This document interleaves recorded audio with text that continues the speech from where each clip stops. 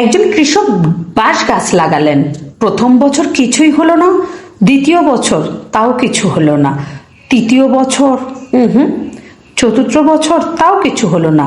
5 বছর পর হঠাৎ করে বাঁশ গাছ 6 সপ্তাহে 80 ফুট লম্বা হয়ে গেল। আসলে ওই 5 বছর বাঁশ গাছ মাটির নিচে নিজের শেকড় শক্ত করছিলেন। এটা থেকে আমরা শিক্ষা পাই, তুমি যখন ভাবো কিছুই হচ্ছে না, তখন হয়তো ভিতরে ভিতরে তুমি শক্ত হচ্ছ।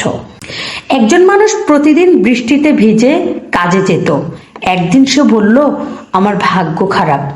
তার বন্ধু বলল, বৃষ্টি সবারই উপরে পড়ে, কিন্তু কেউ ছাতা নেয়, কেউ ছাতা নেয় না।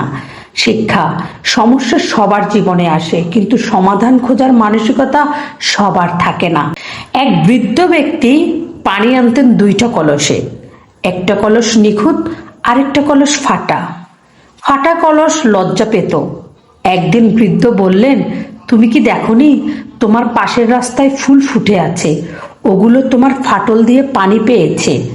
শিক্ষা, তোমার দুর্বলতা কারো জীবনের সৌন্দর্য আনতে পারে। একজন খেলোয়াড় বারবার হেরে যাচ্ছিল। সবাই বলল, তুমি পারবে না। সে বলল, আমি হারিনি, আমি শিখছি। শেষ ম্যাচে সেই জিতল। শিক্ষা, হেরে যাওয়া শেষ নয়, হাল ছেড়ে দেওয়াটাই শেষ। একজন মানুষ আয়নার সামনে দাঁড়িয়ে বলল, আজ কেউ আমাকে ভালোবাসে না। আয়না চুপচাপ তার দিকে তাকিয়ে দেখালো, তুমি নিজেকে যেভাবে দেখো, জীবন তোমাকে সেভাবে দেখায় না। ভিডিও ভালো লাগলে প্লিজ একটা লাইক, একটা কমেন্ট আশা করতে পারি।